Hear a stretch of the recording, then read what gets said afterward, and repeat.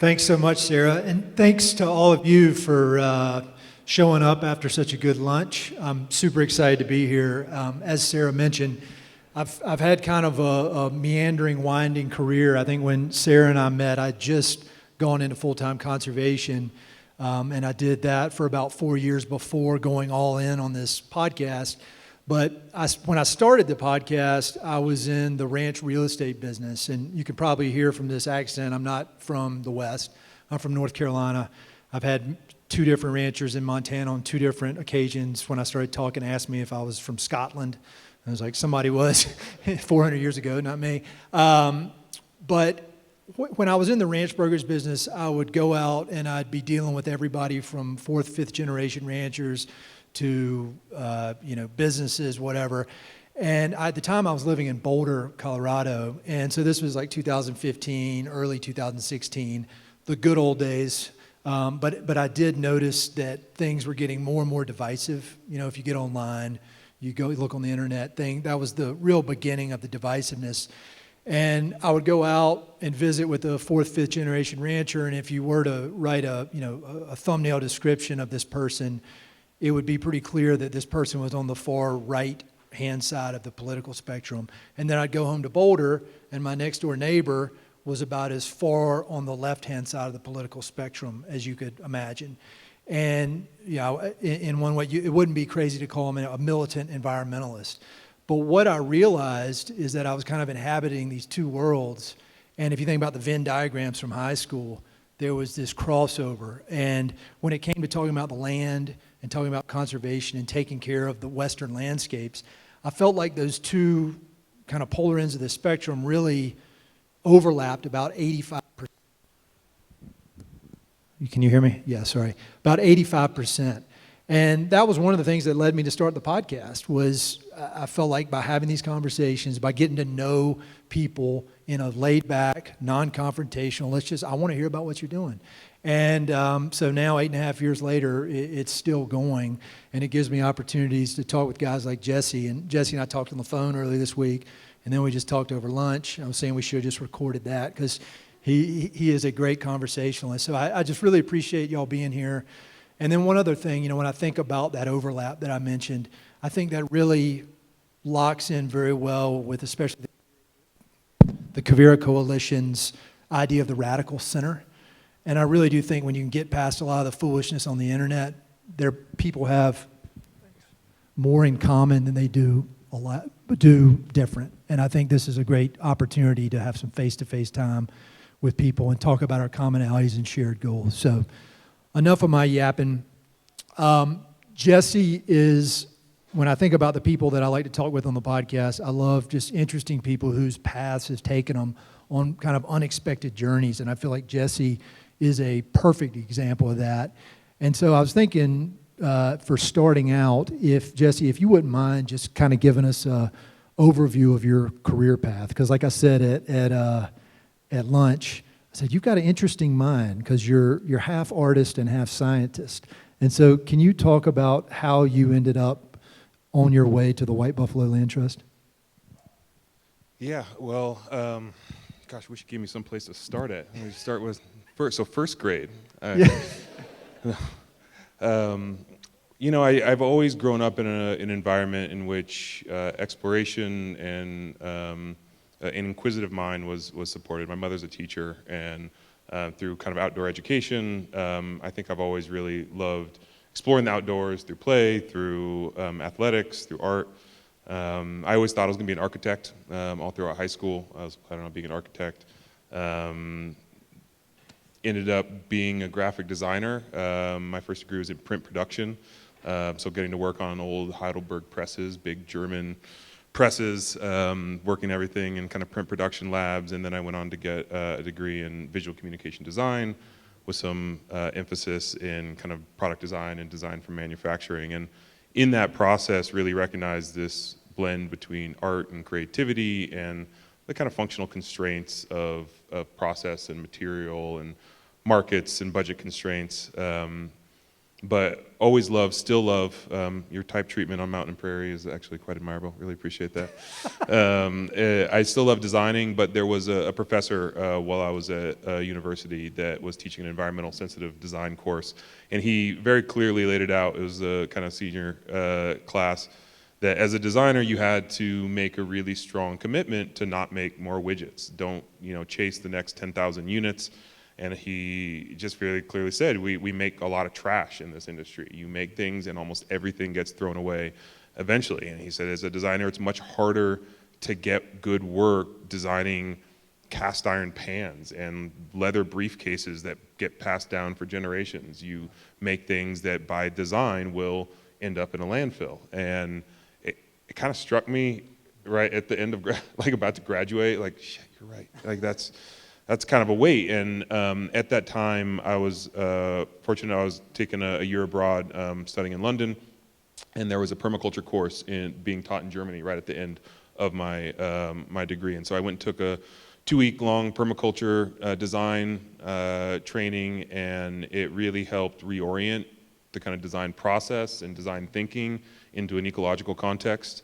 I got to travel a little bit afterwards, and me and my now wife at that time had rented an old kind of Westphalia bus and drove down the coast of France from Paris to Bordeaux and back, and recognized like every place was unique. Every little town had a unique expression, their own cheese, their own bread, their own wine, their own salami, and that was for me a really strong indication of what I wanted to kind of devote my life to and what I wanted to work on. And kind of where I wanted to do it was where I knew best, which was home and in Central California. And so, it kind of shifted. I ran my own design studio, small studio, for just about 15 years, but in that time started to transition into family farming back in 2012. And we started Casitas Valley Farm, which is just south of Santa Barbara. And we started a creamery, an organic creamery making cheese. We started a heritage breed pig operation, doing direct consumer heritage breed meats. Market garden, we manage orchards of avocado, apples, and persimmons. Selling to restaurants, selling to retail markets, doing educational programming for students and farmers alike. It was kind of a whirlwind from 2012 to 2017. And did you sleep at all during that period? No, absolutely not. That's at the same time also raising my first and oldest child, who's now turning 11 the day after tomorrow. But yeah, my wife went into labor at farmer's market while selling cheese, so no, we didn't sleep much. Well, you're from the area where you now work, and I think that is very interesting. And I think, we talked a bit at lunch a little while ago about this, really knowing a community, really understanding the needs of the community. And we could do a full 2-hour podcast about this next chapter I want to ask you about. But I would love it if you could talk a bit about when you were out in the community and you saw this need that eventually became the White Buffalo Land Trust. Because I think the lesson there that's so important is that I saw when I was in the conservation space, my wife has seen in the international development space, is that you really need to identify needs on the ground by the local people versus coming in from the outside with some bright idea. And so could you talk about that process that we were just discussing of discovering this real need and a kind of a gap that needed to be filled pretty quickly? Yeah, so I think I just left off there around 2017 at Casitas Valley, and that was the same time that we in California witnessed the largest California wildfire at the time. It was the Thomas Fire. Started I think December 5th of 2017, just a few miles away from our farm at the time. So we evacuated that first night, and fast forward a few weeks later, we witnessed one of the more devastating debris flows, mudslides through our community. Killed a couple dozen people. Highways and infrastructure was buried under mud for weeks and weeks. But there was a lot of people for the first time who recognized that our community was, in essence, an island. If you can't get in and out on the 101 highway, you're bracketed by mountains and ocean. And there was farmers, some of the best farmers that I know, who had their year's crop all rotting in fridges or in fields. Some of my best friends who ran restaurants had no customers because of air quality or deliveries and transportation. And there was a ton of our community members that were hungry and homeless and trying to find a way to recover. And I just so viscerally remember the food vouchers that were being given out to people were for Quiznos subs and McDonald's meals. And I was just like, where like there's food that's being grown that needs to get to people. There's restaurants that could be cooking meals. Like, why don't we not have the infrastructure and the resilience to adapt in a moment? And in a place that has so many environmental nonprofits, there wasn't one really focused on our food system and focused on our farmers, focused on our food system providers, focused on education. And so I had met our founder, Steve, and his family late in 2017. And kind of coinciding with some of these environmental impacts, as well as the legacy of Steve's late wife, who passed away early 2018. He founded White Buffalo Land Trust in her honor, and the memory of these two sister white buffalo that their family had cared for about 2 decades. And so that was kind of the origin of the organization. I was the first employee, and we've been kind of growing a team ever since. But we've also been adapting and designing our theory of change in service of what we recognize is uniquely needed by our community, as well as the opportunities that are presenting themselves in this particular time that we're in, and the opportunities that present themselves for the unique kind of context, environmental context, economic context, social context that our community is witnessing itself in right now. So when I was researching and getting ready for this conversation, it's very clear that White Buffalo Land Trust does a lot. It's pretty amazing given the lean staff, the amount that you accomplish and the amount that you put out in the world, both from an educational standpoint to the actual work on the ground that you're doing, to the tours. And I'd love to know how you go about prioritizing what you're going to focus on, because obviously even a guy like you who doesn't sleep and has like 1,800 different jobs, you still have to put some sort of constraints on it so that you can focus. And so could you talk a bit about how, especially in a sector like regenerative ag that is always changing, always growing, becoming more and more popular, but getting more and more national attention, how do you stay focused on things that are going to move the needle and not be spread too thin? I sleep a lot more now. We have a great team. So I would say that when we first got into this, I think that the original framing was that if you look around the world, that all intact ecosystems are a constellation of animals, annuals, and perennials. And so like it's principle basis, we are trying to find ways to reintegrate these elements of agriculture that had over the last 100 years been separated. You have, the place where you raise animals, the crops, are on the flat grounds, and that's your annuals, and then you have your orchards over there, and that's your perennials. And so we're trying to find new models of approach that could bring those back into alignment. We've had a lot of experience in our own lives, but we also rely very heavily on so much of the work of other organizations, nonprofits, farms, ranches around the world in which we've learned from. And so we knew we needed to bring a lot of what we knew already to the forefront of what questions we were going to ask next. And I know one of the earliest conversations I had with our founder, Steve, was that we have no idea what our kids are going to be dealing with in the next 50 years. Like the challenges they're going to be faced with are almost unimaginable. But what we can do now is really start to collect information, do research, observe, document, and find ways to communicate that clearly through synthesis. There's so much that you can collect. You got to make it somehow digestible for someone to be able to make meaning from. And so we really knew that we needed to have a deep and meaningful research, ecological monitoring, data collection program. But we also recognized that we had to have a stake in the game of being land stewards ourselves. So we started with a 12-acre kind of flagship farm that was a kind of historic avocado orchard. But we also recognized that we would want in the future a larger platform. So through direct land stewardship, we were looking for a place that we could raise livestock through grass-fed, grass-finished beef operation. We could steward orchards and vineyards. We could do watershed restoration. So in 2019, we identified a land base that we spent 2 years going through a capital campaign to acquire the rights to be able to steward, called Halama Canyon Ranch. And so at that place is where we do a lot of our land stewardship work. And then everything we did and everything we learned needed to be available. I mean, we're a 501c3, we're a public benefit corporation, so it needed to be for the public benefit. We needed to provide educational and training programs. We do subdivide education and training, where education is more generally available to the larger kind of public demographic. Chefs, policy advisors, students of all ages, just everybody who needs to learn about soil and water and biodiversity and human health. And then training is more technical skill setting for farmers and ranchers and landscapers and landowners. And so that kind of cycle of learn, share, do is something that has been kind of core to our theory of change, and that kind of spiraling of constantly learning more and constantly sharing it and trying something out, having new hypotheses about how you can regenerate the land is something that I think is core to our organization. And then ultimately, we know that needs to spin up to market infiltration. We need to create products and enterprise. Like, we have to find ways so that people every day can make choices on what they buy for dinner and how they clothe themselves and build their buildings. And so that's the framework that we approach our work with.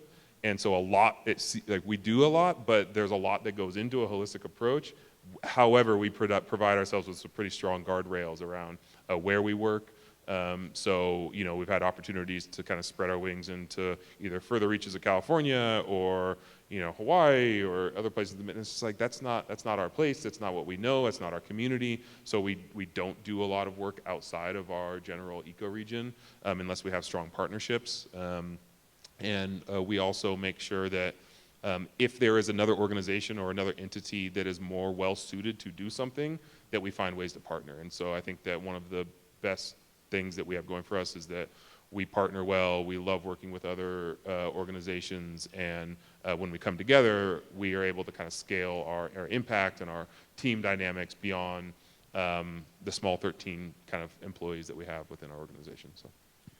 Yeah, I've got a partnership with the Nature Conservancy, and I feature a lot of their folks on the podcast, and I know that the Nature Conservancy is one of y'all's partners, and I feel like that being able to establish these long-term relationships and being able to, somebody said earlier, I think this morning, operating at the speed of trust, it's invaluable.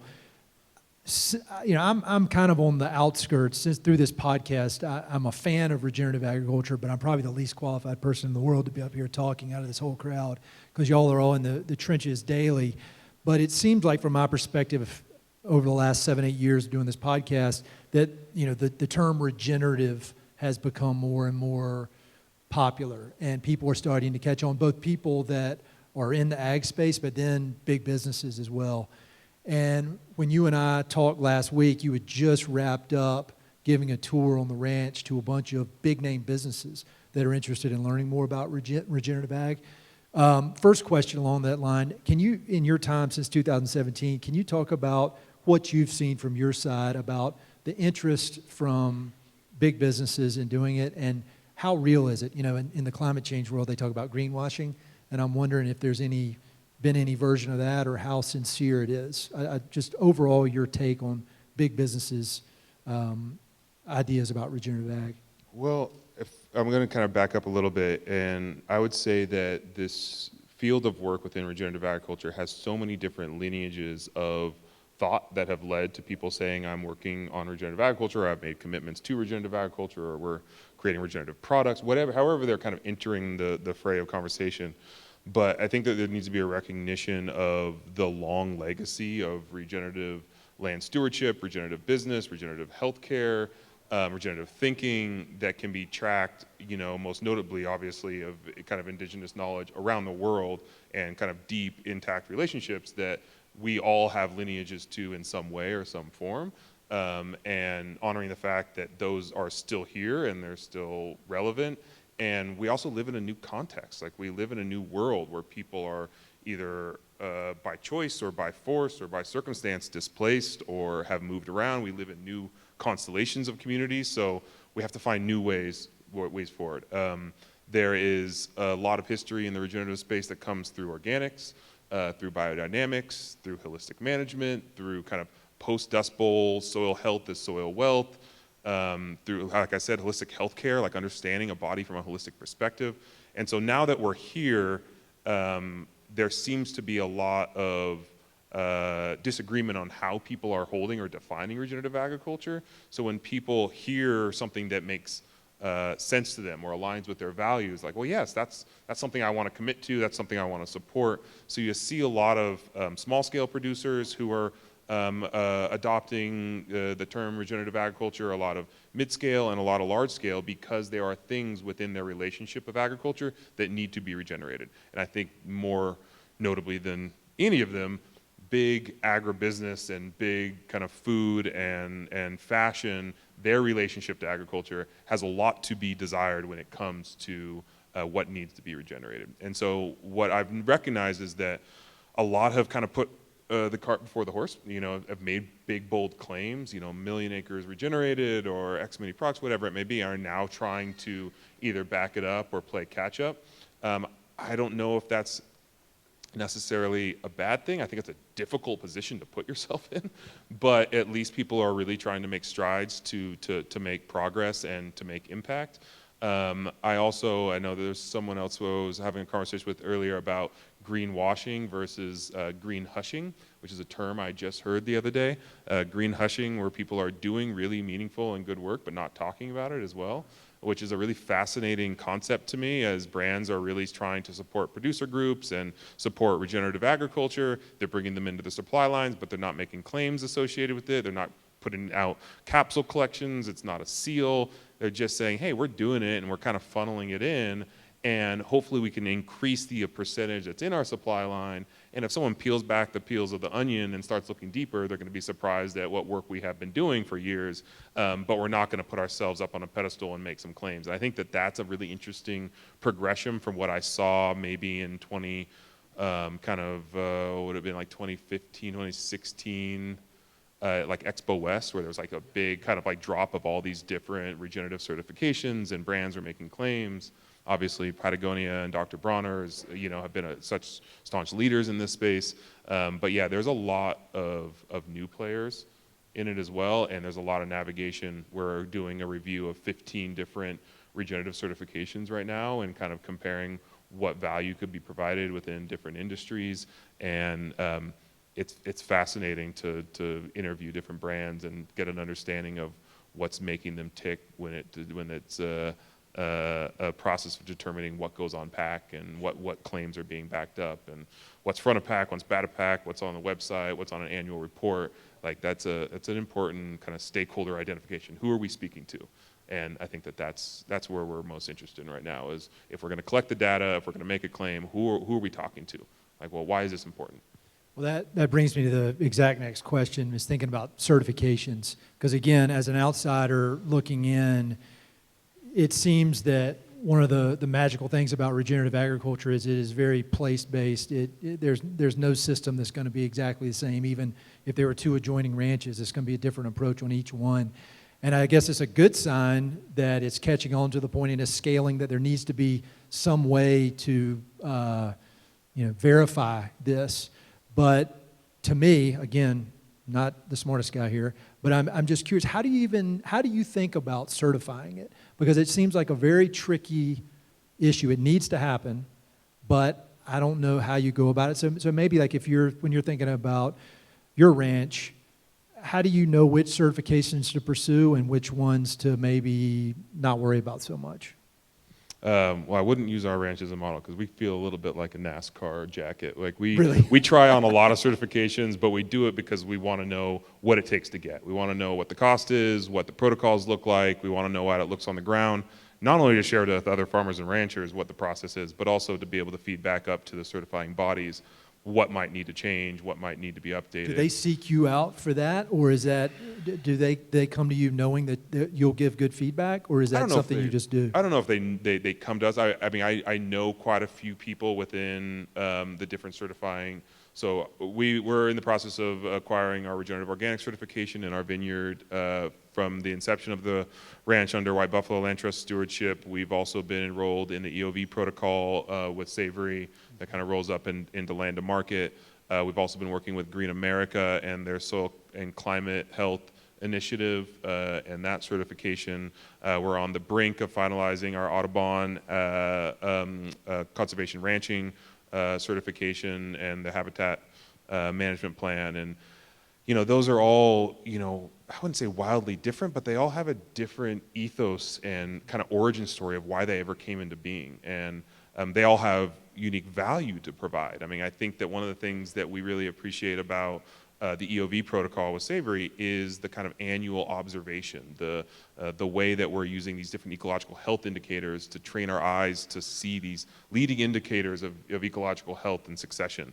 Whereas with Audubon, the fact that you have different bird species in every different ecoregion, and these are these indicators of all the trophic layers underneath them. Like if you have these species here, then there's all the insects to support them, the other birds, the mammal, we can hear them, we can see them, and so they're taking a very narrow and focus. Like we're using birds as the indicator of a larger system of ecological health. And I think that that's the piece that is really fascinating to me in the context of defining regenerative agriculture, which is holistic in nature when we're trying to talk about soil and water and biodiversity and human health and community health. Which one do you focus on? Do you try to capture them all? And if so, what is the cost of collecting that data, and can that then be realized with the associated product or service? And that's many times the barometer that a farmer rancher is using to justify whether they're going to do it or not. Like, if I invest in collecting the data and gain the certification, is that value going to come back to me when I sell that product or service? And that's a difficult line to dance between when you're trying to create a protocol and the associated cost of lab analysis and shipping and paperwork and all that stuff. And so, we're doing our best to try to create at least a forward-facing, document and report, not only to the stakeholders we're working with who have kind of funded this project, but also to the general public who are looking down these different pathways of certifications. I think that each one has value because each one, I think, has identified a different segment of the kind of food system as stakeholders, and they've created a certification to speak to that person. And so if you're someone who already is bought into organics but expect more from it, regenerative organic really fits that bill. If you're someone who eats and consumes meat or buys products with meat products, leathers and wools, but there's a differentiation between ones that are conventionally raised and ones that are regeneratively grazed, then you might be looking for something like a land to market seal. And so each of these, I mean, I know that we talked about the Audubon conservation ranching, and they're like, yeah, we canvassed all of our members and asked them would they pay a premium for a pound of beef or whatever it may be that proved that there was bird habitat being created. Like, yeah, there's a lot of people that love birds. Like, and it's like that's a unique demographic. So that certification is designed for that, market segment. And so I'm one that historically has been on the side of a diversity of different ways of holding regeneration and regenerative agriculture because of the diversity of perspectives on it. But it does get quite difficult then when it comes to defining and certifying.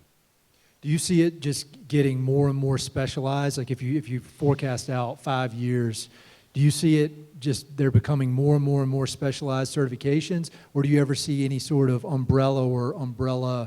several different umbrella certifications? Because, when you think about scaling this and bringing it to really big markets, it seems like it would probably make it easier if there were just a few. But I don't know. I'm just asking.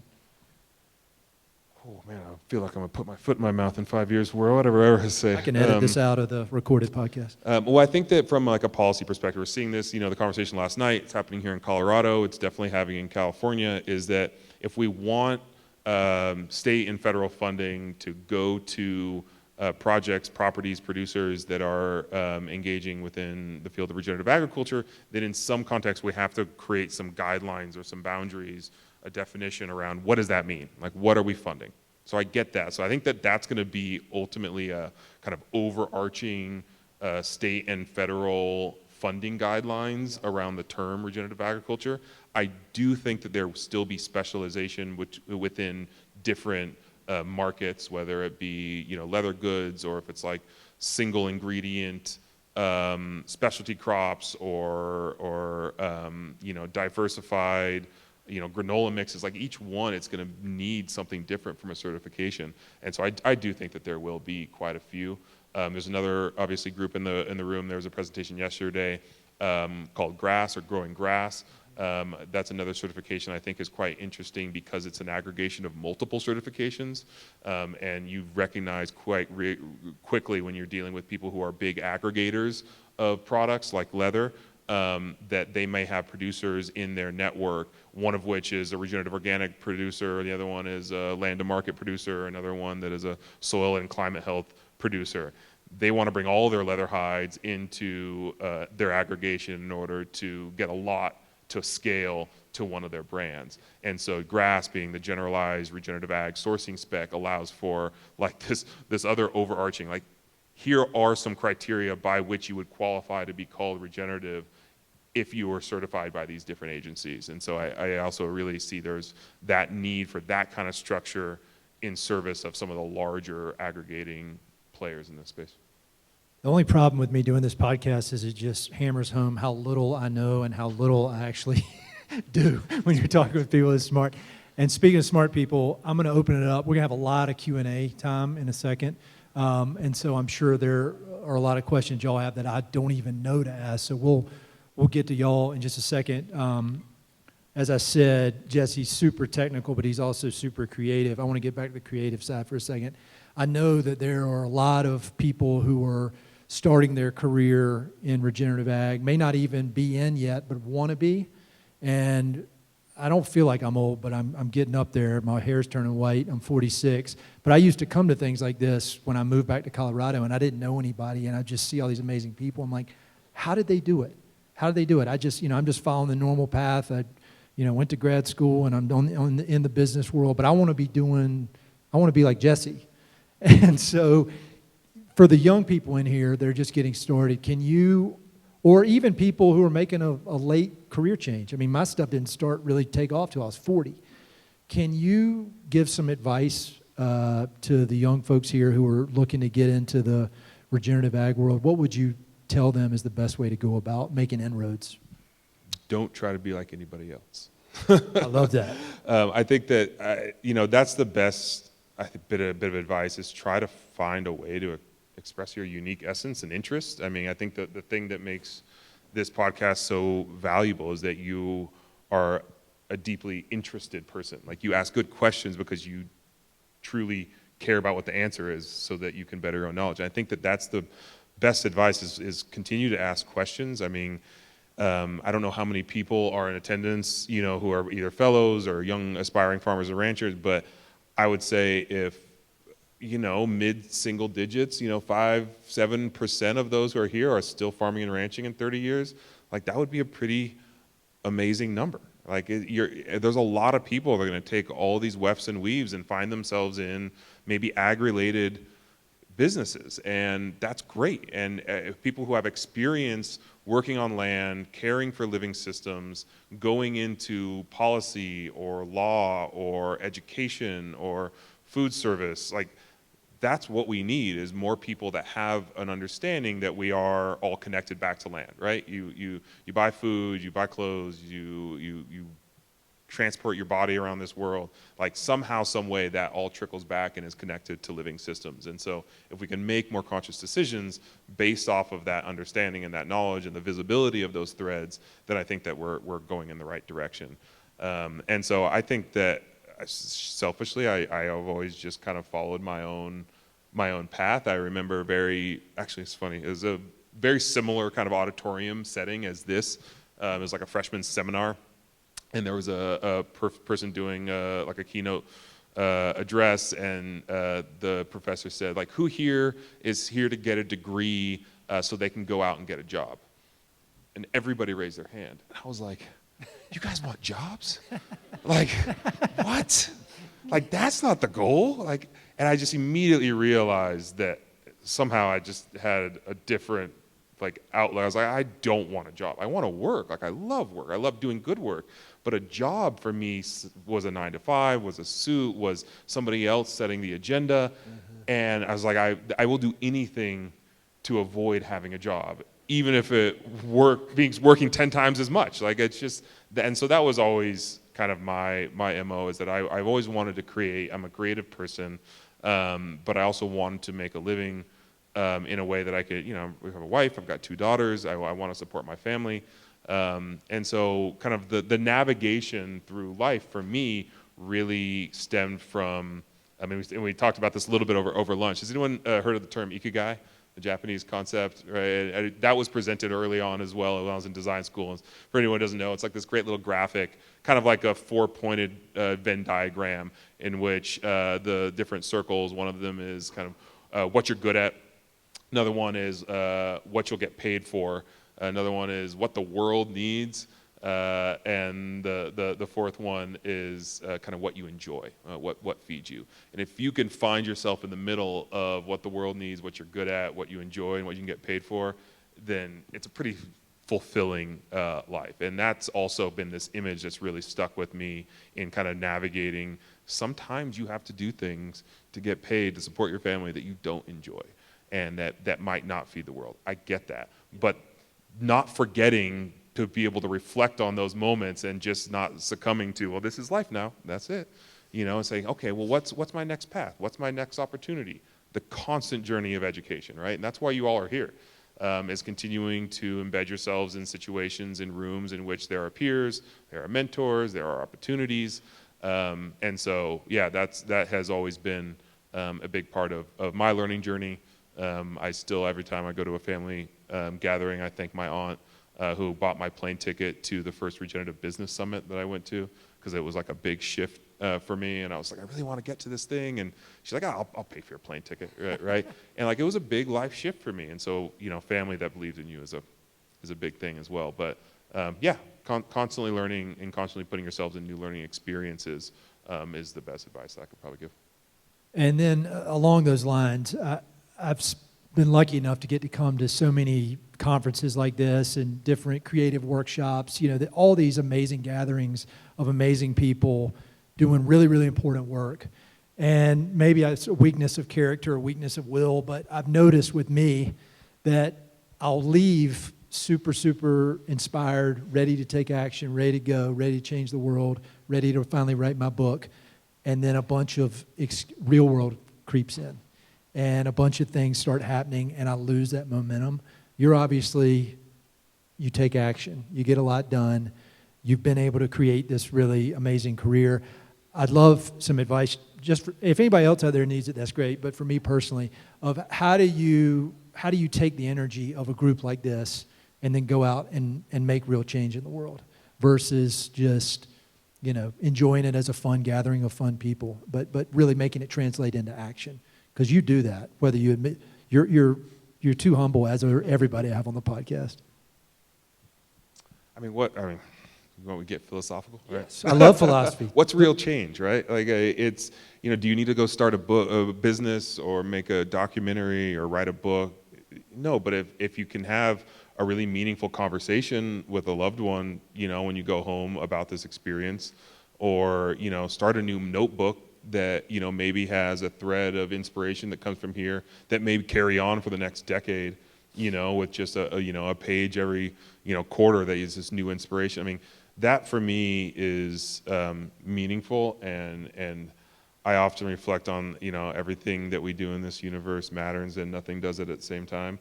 And it's just like, let's not take ourselves too seriously, like we're a blip amongst a speck, in the wide expanse of the universe. Like humans just showed up here. Like when I had this conversation with some, regenerative dress manufacturer out of LA, and they were talking about how their, regenerative dresses were going to save the world. I was like, let's back off it a little bit, y'all. And like I commend them for their work because it matters. It really does. It all ripples out. And so, I think that, on the smallest level, don't take what you hear here or what you've learned here and chalk it up as frivolous and not important, but also don't take it as fact or rote as how the world works. Try it on for size. Go experiment. Go put something into practice. Go try it out in the field the next time. Go propose, even if you're an intern, a fellow, an employee. Speak up. Say, hey, I learned this thing. I had this thought. I see we're doing it this way. What if we tried? it may be shot down, but at least you're going to make someone have to defend their position, you know. And I can't remember which business it was that essentially, like, if someone proposes something, you're the one who has the right to report to stop it from happening. Like new ideas are encouraged. You have to defend the status quo, like, to prove that the way you're doing things is the right way of doing things. And so it incentivized new ideas and new regenerative thinking. And so, yeah, I mean, I obviously there's a full tapestry of different people in different positions in this room. So trying to find one kind of arching statement, I would say to find ways to imbue your everyday with the inspiration of this in small ways, you know, every day a jotted note, or every week one task, or, you know, a big flash in the pan once a year, you know. Yeah, along those lines, I mean, very small scale, but a few weeks ago I was finding myself getting real angry because there was trash all over my girls' school playground. And then after 2 or 3 days of being angry, I was like, well, I could pick up that trash. And it's just picking up 2 pieces of trash every day. I feel like a new man. So, you know, we don't have to be global. I mean, it's good if you can. But, all right, I want to open it up for questions. We're recording this. This will be on my podcast. So we're going to run mics up. So if you could do your best to talk into the mic, that'd be awesome. I've got a million questions, but now I have Jesse's cell phone number, so I can hassle him whenever I want. I want y'all to get in questions. Anybody? Here's one up here. Or I'll let y'all pick, actually.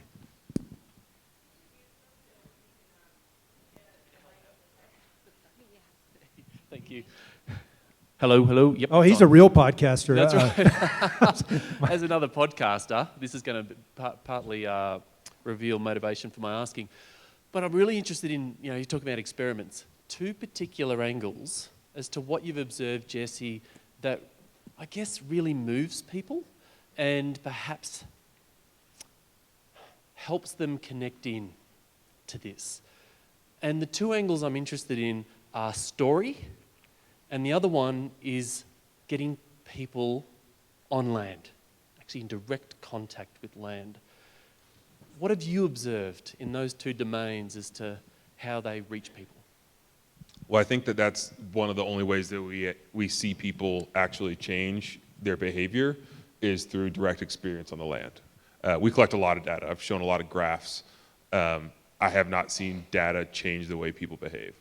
I've seen it support a direction that they've already decided to want to go by showing the data. But yeah, getting people on the land and getting them to experience it is real. I'll actually use an example of one of our own employees. Right when she joined our team, she's got a double master's in data management and hydrology. She's our ecology and data manager for the last 3 years, and she's very data, right? It's all about data.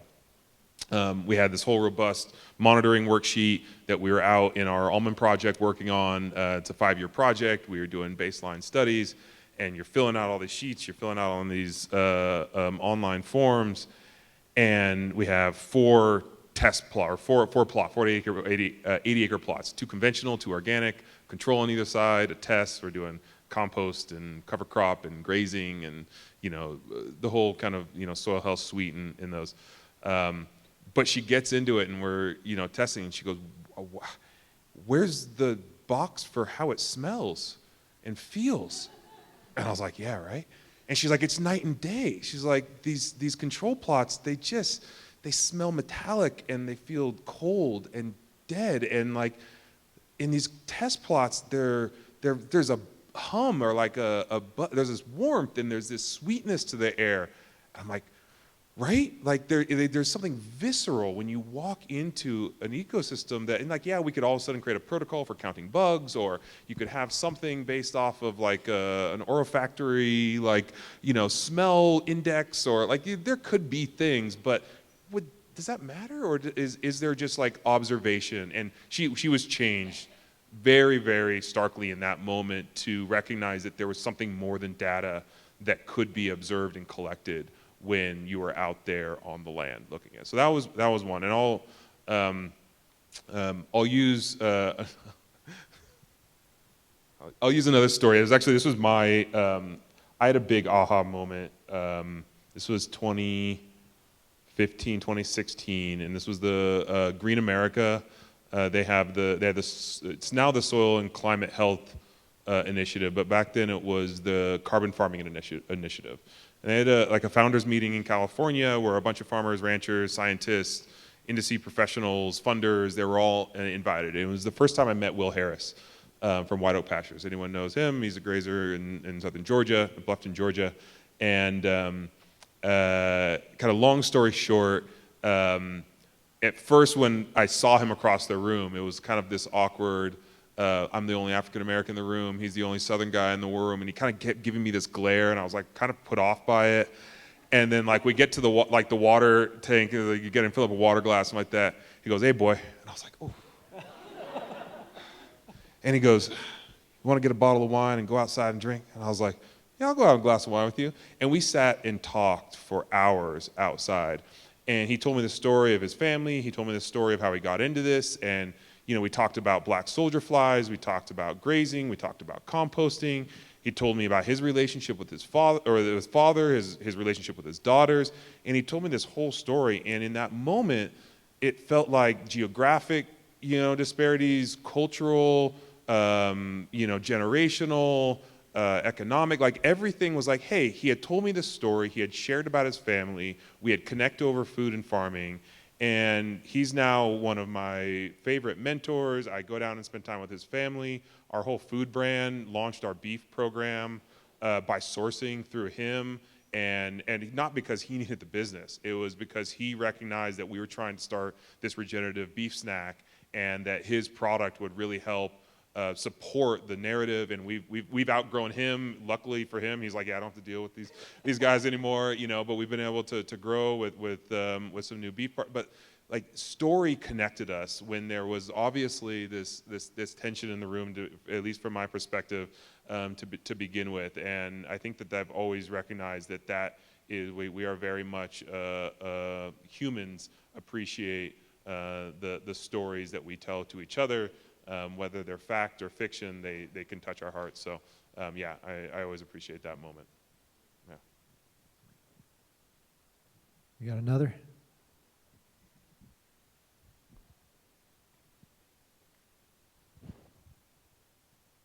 I work with a lot of producers and work with certification as a specialist, as a consultant, and given our food system is broken, I'm often asked, why is the burden on the producers that are doing it right?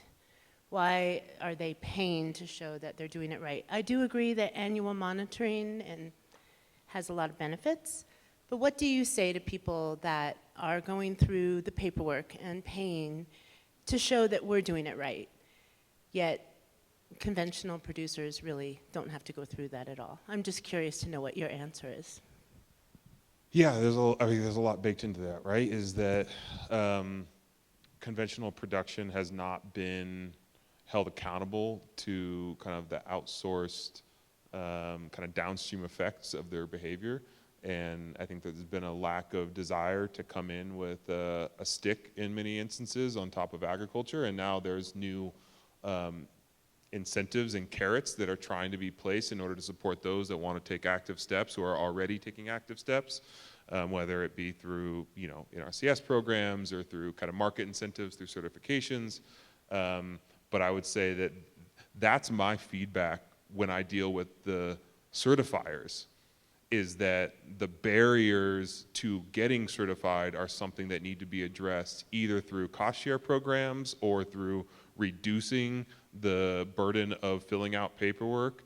I mean, when we interviewed the crew over at Audubon, I was like, so how much does it cost to get certified through Audubon? Like, well, there's no cost currently.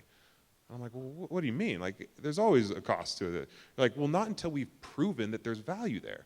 They're like, yeah, we're in pilot. We're not saying that there will forever not be a cost, but until we can prove that there's a value in the marketplace that can be justified, then we're not going to ask people to start shelling out money. And so I once again, I'll just say I appreciated that answer, because yes, I have been that one working through organic sheets, paperwork sheets for certification, and it's a lot, and it's a big burden, especially on and just remember, certifications are both an outsourcing of risk as well as relationship. If you're someone who knows your customer, you're selling local or direct to consumer, if they're coming by your market stand or whatever it may be, I rarely would ever suggest someone get certified. Like, invite their family out for a field day the next week. You know, show them your shed. Like, that's what that's the relationship of community there. But if you're on a shelf 3,000 miles away and it's a Wednesday night and someone's swinging by and picking up the bottle or the bag and flipping it over, that's what certifications are there for, is to be a third party that will vouch for you. And so there's always this kind of like limit of scale, and like that's why I said, like, who's your audience? Who are you trying to speak to? If you're speaking to people that already know you and believe in you, then that might be a waste of time going through that certification. But if you're trying to speak to people that don't know you and don't trust you, then there might be some real value that's there to go through this process. And yeah, then there's a lot of nuance between which process you're going through and whatever.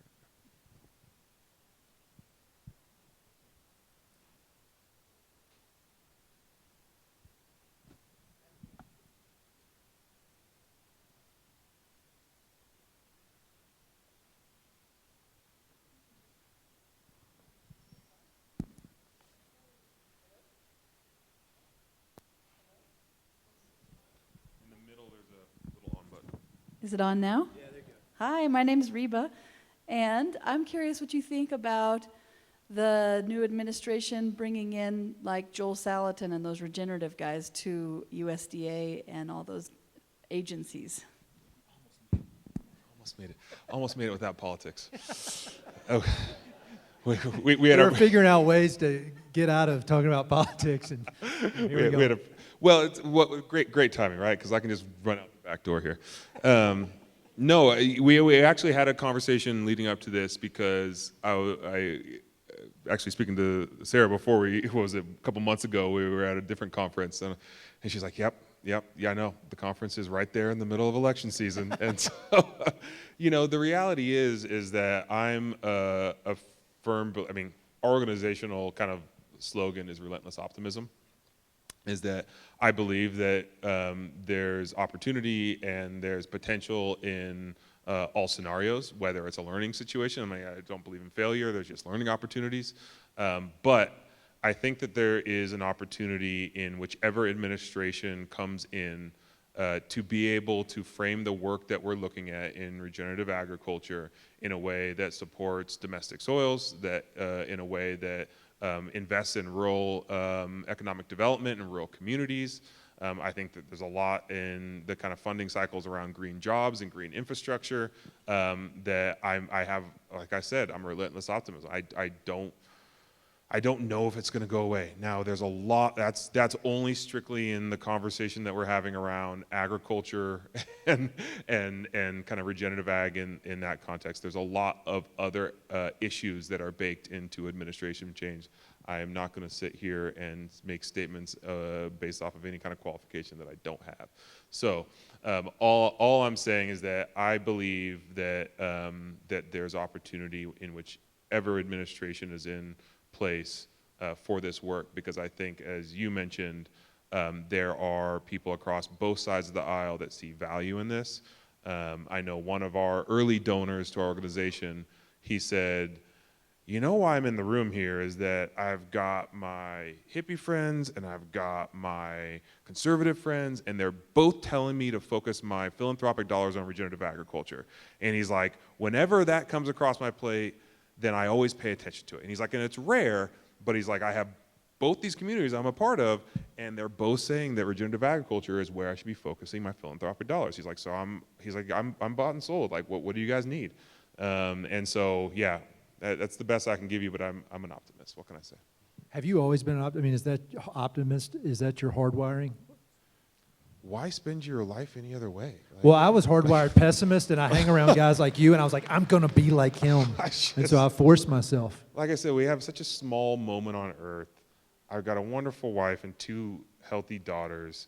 Like, I truly believe that everything we do and everything we think and the way that we show up ripples in eternity. So I'm going to emit positivity. I'm going to show up with the most positive, I take issue with things. I got pet peeves. Let's like. You are human. Well, I got Jonah who works with me. He knows me. I gripe on the farm as well. But in a general sense, I do believe that there is an opportunity for evolution, for development. I think that is the natural process, is that we are in a constant state of evolution and development. And so I see the potential in things. I think I've done over 300 different interviews, and I really don't think there was a pessimist in the crew. You know, all these people that are doing amazing work across the full spectrum, art, athletics, whatever, and they're all optimists. So thank you for your influence on me. Again, it's a very selfish project I have going here.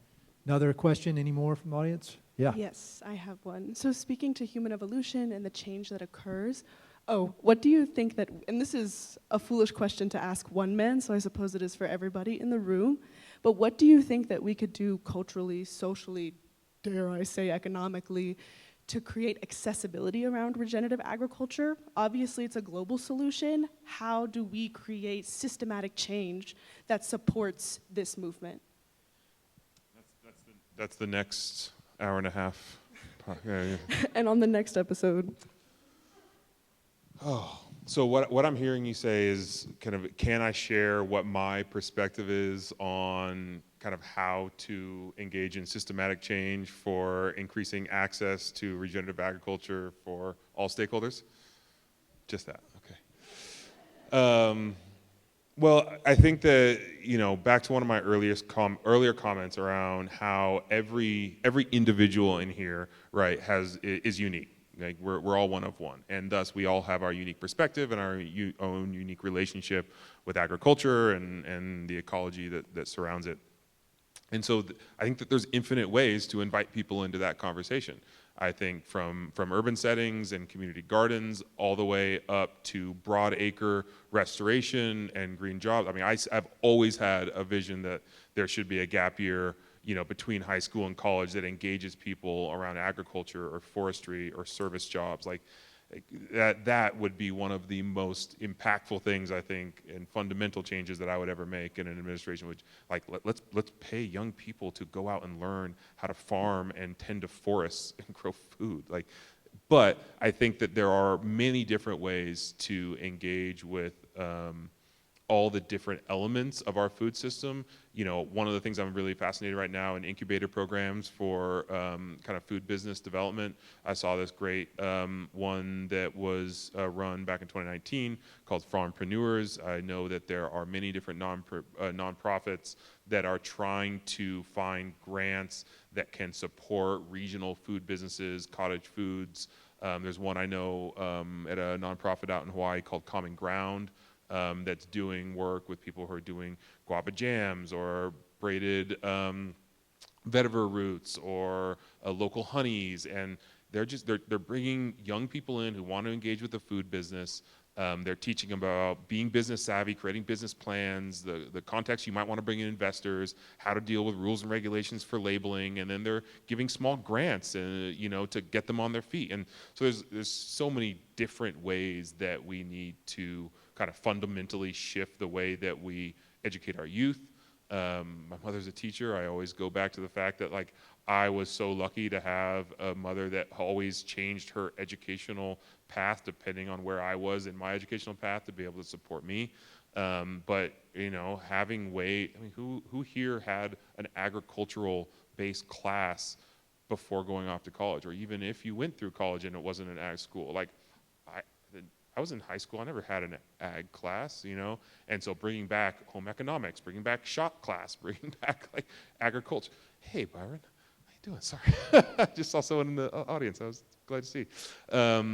And so I'm always interested in how we can learn from what may have worked in the past and reintegrate it within a new context, and ultimately find ways to support people where their next best step may be. As good as I can. I have a question from our virtual audience. This question is, how do you see regenerative ag playing a role with procurement by institutional buyers, farm to institution, hospitals, schools, et cetera? Are there areas we are seeing the shift, and Was there a specific approach taken in the examples that you know? Well, I think that I will shout out a couple of our partners right now because it aligns very much with that that approach. So, we run a grass-fed, grass-finished beef operation. We raise animals for Richard's Regenerative, which is a beef company in California that is all land and market certified as part of the Savory Institute. And we're working with the Bionutrient Food Association and the Nutrient Density Alliance. And through those two lenses, I would say we're trying to find kind of two leverage points to differentiate for institutions, right? Because a lot of these institutions that we're trying to move products into have these LCAs that put beef as beef, and it's a high greenhouse gas knock on their LCA, and so a lot of them are eliminating beef from their cafeterias or from their buying schedule, and we're trying to find ways in order to differentiate conventional beef from regenerative beef, and that can be done either on kind of the environmental or climate impact, and so with the kind of EOV, the ecological outcome verification, showing the ecological succession and ecological health as it changes over time, or you can do it on the product is actually more nutrient dense. It could be better for the people that are eating it. And so being a part of this long-term study on submitting beef samples for their nutrient density and calculating that is also another narrative, both of which are telling stories, right? You're telling a story of the impact of this product, of this land stewardship. And so I think that for me is one of the pathways that is most appealing and enticing in order to get institutional buyers to start to buy in and to take a bite of the beef as a different kind of strategy and approach for their impact. But I would say that I am also the first to admit that the reason why we have this fantastic partnership with Richard's Regenerative is that it would take a lot for us to engage in a consumer packaged meat company, and that is once again why we partner, is because that's not our core competency. It's not what we're scaled or set up to do, and so we very much will support them in that. We got time for a few more, and then I've got two final questions. But we got time for a few more if anybody's got any. How about from the wings? I don't know if we've had any questions from over here. I got a whole book of questions here, All right, so we got- I'm going to go ahead and ask one of mine. If people are listening, we got one up there? Oh, we got one up here. Okay. I'll hold off. Hello? Okay. You may have answered this question earlier, but my question is, what's the source of disconnect with people and their food and where it comes from? And what's one step to bridge that gap? Yeah, I mean, I think I mentioned that I think I've heard in the past that people are disconnected, and I think that we are all connected. I think that a lot of times we don't have the visibility into what those threads of connection are. And so I think call it the last 15, 20 years, if you ask someone what they should do to kind of impact the food system, it was, buy local, buy organic. And I think that at the core of that, it was be in relationship with where your food comes from and make sure that it's having a positive impact. And so that now kind of plays out a lot more. It plays out in a lot of nuanced ways now when we start to think about the materials that make our clothing, and kind of when we decide to build our buildings. When we're buying things that maybe have complex ingredient lists, it gets really difficult to find those connections, and we are living in a society that is surrounded by products that either consciously and purposefully or unconsciously are designed in a way that do create a lot of ambiguity as to what threads they touch. And so I do commend a lot of the people who are working to create transparency within supply systems, and I think that a lot of the emerging technology that we're witnessing right now is supporting that in both kind of documenting from kind of from seed to the plate what it goes into creating food, fiber, and medicine. But you also have to be willing to care. I mean, to be perfectly honest, like it's kind of, if I would say I'm one thing that's disheartening to me is when I hear brands saying that their customers don't care. They like, oh, they support regenerative agriculture, they get this seal, they make this product, they make this claim, but at the end of the day, our customers don't care. I'm like, I don't know if I believe that. But in the marketplace, that's what a lot of people are still witnessing, is that people won't vote with their dollar or won't differentiate between styles or whatnot if it has a positive impact. And I would say that that's something that I hope is changing in the emerging generations as well. My big wake-up call was going hunting for the first time, big game hunting. And when you see what it takes to get that animal from, its habitat onto the table, you can't walk away from an experience like that humbled and realizing how much energy goes into it and the idea of it happening at scale. And that was just my specific experience, but I'm not a hunter, but I wanted to do it. And really a life-changing formative experience at age 44. So we probably got time for one more from the, yeah.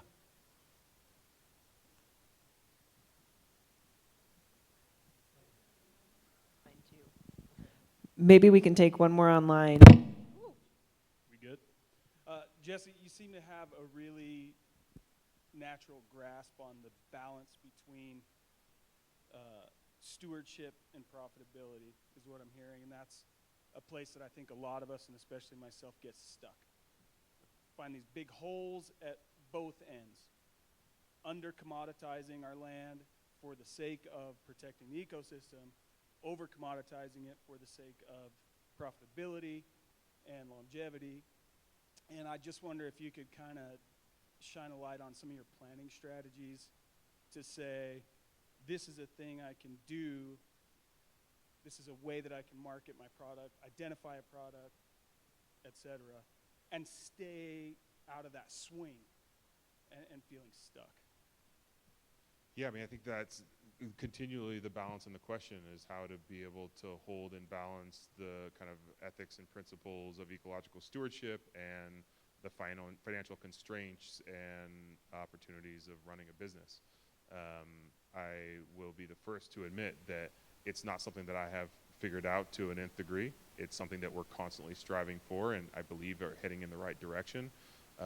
What I have witnessed is that it's not a straightforward, I do one thing answer. It requires a constellation of revenue streams and market opportunities. It's, especially in agriculture, making use of what programs are available to be able to support the kind of things that I would say fall on the kind of conservation stewardship side of things that will ultimately be the underpinning of the ecological health that will support your agronomic businesses.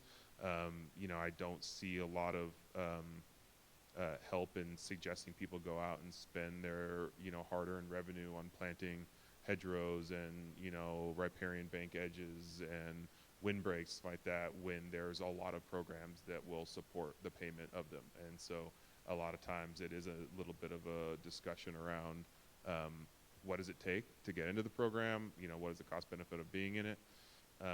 I was also, I think yesterday, talking to someone on our walk back around which agricultural businesses I have witnessed that are financially profitable, and kind of what would be the kind of principal underpinning that would connect them.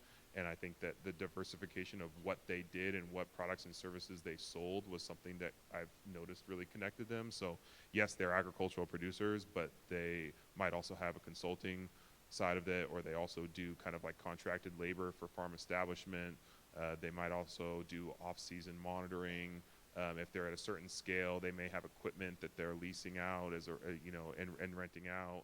They have the skills. They're also, they have a shop and they're doing equipment, maintenance. And so, and some of them, have off-site jobs as well. So I recognize that it's not something that many times seems feasible to just walk on and do one thing, grow one crop, or raise and make it all pencil out.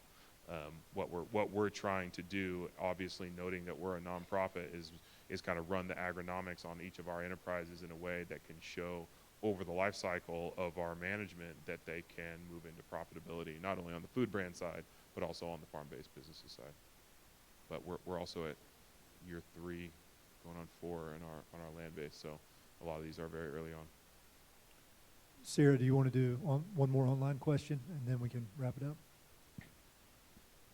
All right, we will do our final online question. Let me get it up here. So this question is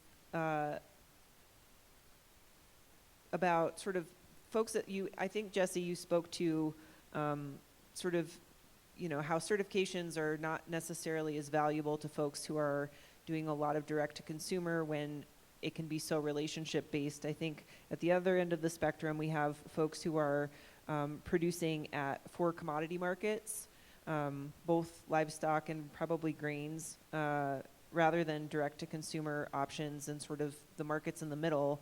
And sort of what role do you see regenerative certifications playing there, and just what's the lay of the land when it comes to those scale of markets?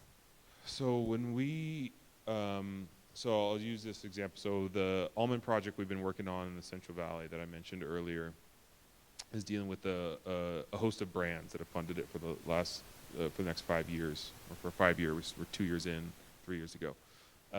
And we're in the process of interviewing them all to be able to figure out, what would provide value to their businesses through the lens of a certification.